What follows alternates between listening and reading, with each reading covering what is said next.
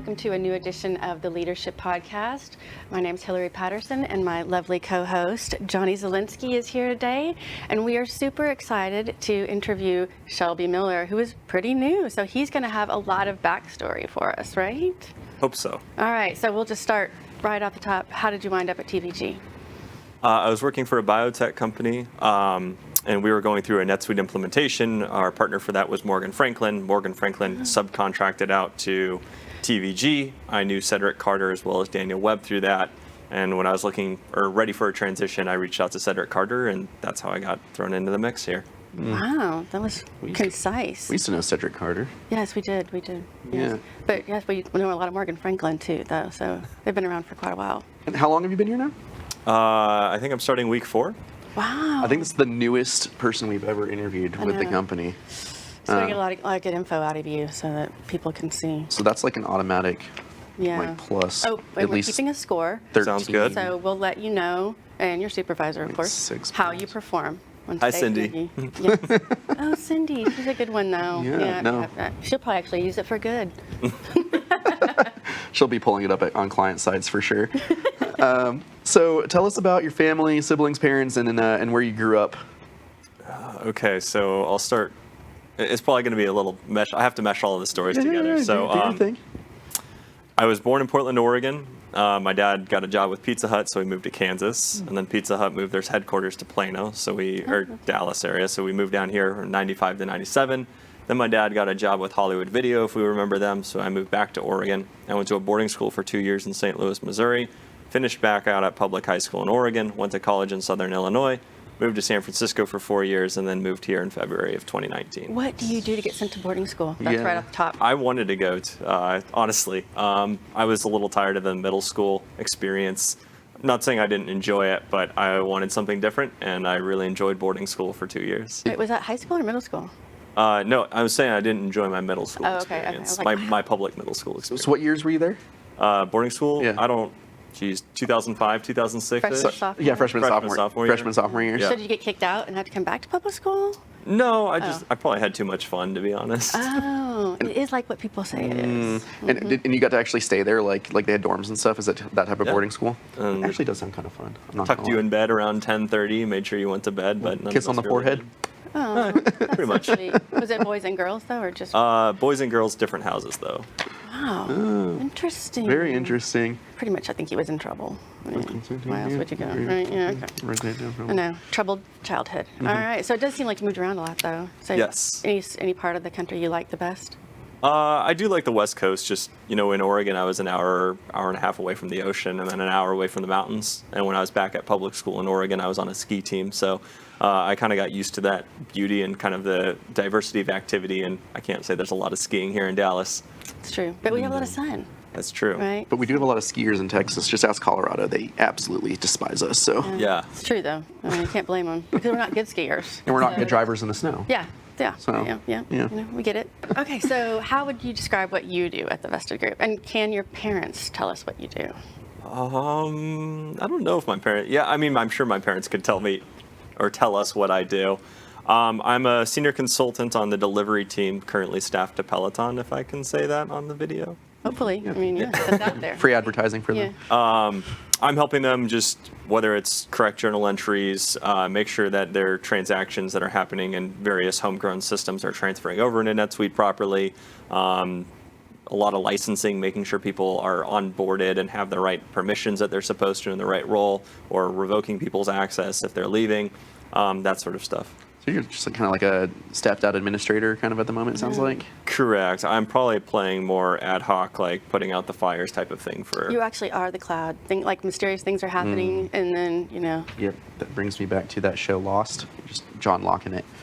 We're all dead. Oh, okay, not that one. Why do you come to work, Shelby? I know it's only been 4 weeks, but, anything gets you up in the morning to get you to the office? Because you're there like every day, aren't you? Yes. Yeah. I live in a studio, and if I work from home, it's sitting on a couch with TV trays, which isn't the most conducive environment for work. That is a realistic answer. Everyone's like, the people, like the love for my friends, and he's like, I don't like working at home. Yeah. Well, I do like the people. It's a very youthful company, despite having been in the Bay and worked for Bay Area companies, like when we say youthful, it's like there's no one that's over the age of 45 or 50 there. Like it's all youthful, but we have a diverse age group at the Vested Group, but everyone's super passionate about what they do. They're willing to help. They like to take risks and kind of push the boundaries. And so in that sense, TVG is very youthful, despite the fact that we have such a wide range of employees in terms of their ages and backgrounds and diversity. Wow, that was a hard answer for me to take. I did not realize that I was not youthful. I mean, No, we're youthful. No, I mean, he clearly defined youthful, and that was not, it was rough. You might have lost some points for that one. There it goes. Like that? Okay. So what would you say your favorite, well, it's too early to say workplace tradition, right? I really enjoyed the trip to Cancun. That happened on day 4, so I guess TVG takes an annual trip. Like just a vacation or something like that. And day 4, I went to Cancun with the entire company. That would be hard to beat, actually, in a tenure of 4 weeks. Yeah. A tenure of 4 days at the time. Well, yeah. I mean, especially then, but yeah. Yeah. You know what? That's actually a solid answer, considering. Yeah. If I ever were to interview anywhere else again, they'd be like, what do you want out of the company? I'd be like, Cancun week 1. If you can't do that, and I don't have the time to join you guys. Well, good luck with that, Johnny.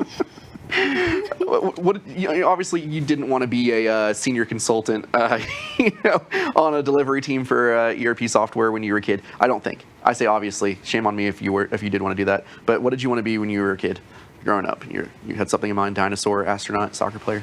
That's a good question. I don't think I had a definite answer. Although in 8th grade, I really was into the stock market. However, I wanted to be my dream was to own a holdings company like Berkshire Hathaway. And I wanted to own AMD, the processor company, and then a bunch of computer companies. There's a boutique one called Voodoo out of Canada that made some really unique PCs and that sort of thing. So I kind of had this tech idea of being a holdings company that owned these, but it hasn't come to fruition yet. I say like a venture capitalist kind of guy or something. John Keel say the same thing? Like he wanted to own a holdings firm or something? I swear he said something like that. That's an interesting answer. Yes. I said it was original though, still all the same. That was a good one, yeah. I think, remind me to talk to you about AMD after the interview. Okay. Oh, interesting background. Okay, and then what would you say that you wish people knew about you, work, inside work, outside work, or hobbies, things that people just need to know? I'm sure there's probably a lot of people who need to know. I really like to read, so I spend a lot of time reading. I'm currently reading *Sapiens*. I finished *Principles* by Ray Dalio. Finished *The World is Flat* by Thomas Friedman, which is kind of about globalizations and the impacts of that. *East of Eden*, kind of on a fiction standpoint, Steinbeck. So I love reading. I like to travel as well. I was in Budapest over New Year's. I was also in Budapest again in last September.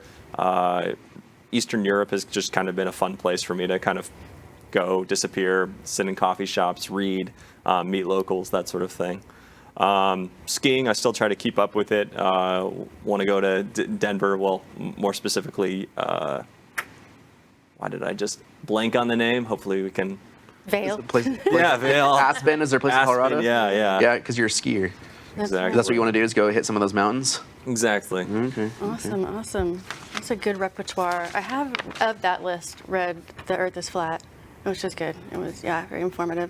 Mostly my reading is sci-fi, so It was ominous. can't relate at all. But that's fine. I just have a hard time reading these days. I do a lot of audiobooks instead. Well, I do cheat. I read a lot of reading is audiobooks, but it's still reading, right? You should get the book content. Yeah, I feel the moment I start reading sentences, I just go to sleep. Yeah, that is so true. But I can get a lot done with an audiobook. Yeah, same. Especially during commute, I find it almost productive. Yeah. You're bettering yourself. And that was you just asked him that one, yeah? Okay. Yeah. Well, we're getting to the wild card round. This is where I'd hit the womp womp womp. It would be some type of cool sound effect. That would be a good one. What were you like in high school? That was a good one. That's I was about to say. So we were talking about the boarding school. What were you like in high school? Were you emo? Were you punk rock? Were you preppy? Did they have athlete? that boarding school? Yeah. Oh yeah, there was different types. I certainly had long, I guess the Justin Bieber kind of esque hairstyle. I had that. I need you to send a picture of that so we could put it up during the. I still do, right? Yeah, it's just up in a bun now. Okay, the man bun. I had built my first computer when I was 13 or 14, so I had that at boarding school. So we were playing a lot of like Unreal Tournament back in the day and Battlefield 2. Boarding school sounded pretty cool. I'm not getting with all My the. parents. Yeah. Man. But no, it was fun. I made a lot of great friends. Still keep in touch with them to this day. And then I think there was a lot of development, and just like that was where I really kind of learned about my passions and hobbies and interests. So. Love That's a that. good one. That is a good one. Ooh, here's one. What's your favorite NetSuite module? NetSuite module. Dun. Just so Could be many. CRM, order to Well, the cash. analytics, Oh, the analytics function, because my background was more of a business analyst type position in my past roles, and so I'm really good with Excel, really good. And the analytics workbook is NetSuite's attempt to kind of mimic Excel. You can write a lot of the similar formulas. You can get a lot of the pivots. You lack some of the analytics, but then there's their own kind of like dashboarding module and that sort of thing. But the analytics workbook function within NetSuite is a pretty powerful tool. That A is. lot of Excel envy. That's, yeah. And we don't really have like a house expert on that, so this is really valuable information. I'm glad you asked that question. Okay. Let's store that away for Yes, later. Yes. You take advantage of you later. I'll be the vested group's local Excel guru. Yeah, no, that was somebody else, but they're gone now. It was Luna, so we need a new one. Okay, you're on the list now. Perfect. You're welcome. What would you choose as your last meal? You know, if you know that you're gonna go, it's the last thing you could eat. You can have anything you want. It's really tough. When we were in Cancun, I saw David Robertson get an incredible steak that could feed like a family of 4. He ate all of it. He did, Yeah, yes. mhm. That Legend. steak was incredible. So probably that steak from whatever Did restaurant you get a bite of it? I didn't want to get in the way between Yeah. David Robertson and his Don't food. put your hands That's very near the smart, yeah. plate. Wow. I have a question. How did you wind up at the University of Illinois if you were, like not in Illinois any of those times? That's a good question. I wanted to go to University of Boulder, and my parents were going to be helping me out financially. And when they heard Boulder and the Association school. Party School, they're like, "No, we're going to nix that idea." But there was some family ties to the school that I went out to, and it also helped that my grandmother was a trustee, I suppose. So there was a lot of familiarity with that school. It was University of Illinois. It was Fighting a Lion? small liberal arts college called Principia. Principia. I guess it was back when I went to college in like 2007. I remember that University of Boulder was listed as like one of the top 3 party schools like in the nation, if not number 1 at the time. And that was like legalizing marijuana too, right? Yeah, it so was- it's probably off the scale at this point. which is crazy because it's like it's a good school and it's a really expensive school. We just have a bunch of people that apparently just like to rage. Just kind of doesn't really add up if you think about it. Well, party hard, work hard. Yeah, Maybe that. I don't know how reasonable that really is. Get your scholarships and reciprocity if you're out of state. I think Yes, that's what that's gets true. you in. Yeah, money's always good. Okay, so other random question. How many pennies do you think it would take to fill this room? When you say, are you talking about like just laying them out on the floor, or are you just like putting However you them want on? to. I'm just filling it yeah. out. You can throw them in, you can stack them. I do know that you can fit 256 pennies in a 1 by 1 foot square, like a 12-inch by 12-inch square. That's valuable This information. is fine. Yes. So that's 256 as one layer. But if you're kind of just like throwing them all in, geez, that's really tough. I don't know, maybe 500 million pennies. I'm just kind of throwing that out there as an estimate. Okay. Yeah, that's fine. It's a far cry from Demarion, Yeah, yeah. 9.5 times more. Yeah. That was I know what I think of them. What do you think of garden gnomes? Garden gnomes. My parents, our house was on like an acre of land, which versus a ranch isn't very big, but for a residential property, it was really big in Oregon. And my dad was always out there gardening. We had a really cool garden. We never went gnomes, but I always wanted to put a gnome just kind of like secretly behind some bushes, and I think like they can be very tastefully done. I'm more of like a keep it hidden, obscure, like it has to take a subtle eye to catch it. I'm not always about being like out no there in yard the yuck open. in front of your house. Yeah, exactly. Okay. All right. Although maybe like a random pink flamingo, like I think that would be great as like having a neighborhood prank as when I'm older and just stick a pink flamingo in someone's yard. Some yard yaks. I'm gonna take some points off for Yeah, that. I did. I put like about whatever number that is. Okay, yeah. Yeah, the answer we were looking for is they're creepy. They're creepy. Yeah, so. Wait, really? Because my grandmother had like she did the little things, and it was actually kind of cute. It was funny. She had Old like people 3 or love 4. them. Yeah. And it just makes it more creepy, I think. Oh, yeah. They hover around old people. And then we'd be suspicious. All right. So if you could be any superhero that you wanted to be, who would it be, and why? If we're allowed to pull from Watchmen, Ozymandias is a pretty cool character. I totally get. I get it. You have to describe that. I don't know that one. Ozymandias, so like his parents were immigrants, I think German American, and they came over and they were really wealthy. He was fairly smart and intelligent, but he didn't want other people to know. So like I think he like changed his grades to make it look like he was an average student. When his parents died, he inherited a large fortune, but he gave it all away to charity because he wanted to kind of like make something of himself. I think he really like his role model was Alexander the Great, and then I think he went after a trip to Egypt. He went after Ramses II. And so I just kind of like Tyrannical, kind of. Pardon? Tyrannical, kind of. But he wasn't mean. It was just like he was Benevolent dictator. It was like Yeah, I it was like guess. logical Yeah. evil, if that makes sense. Okay. All Yeah. right. Benevolent dictator. Yeah. Okay, You that's should fine. watch the Watchmen. It's a good movie. I'm just gonna put that down. Not to get That's confused not with a- the not a TV good show. thing. Is he in the TV show?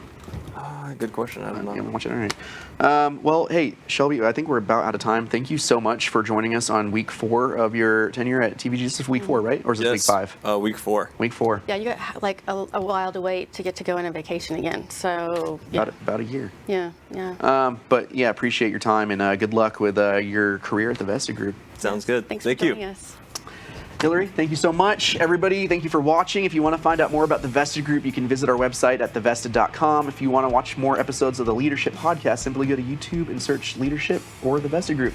Thanks so much. We'll see you next time.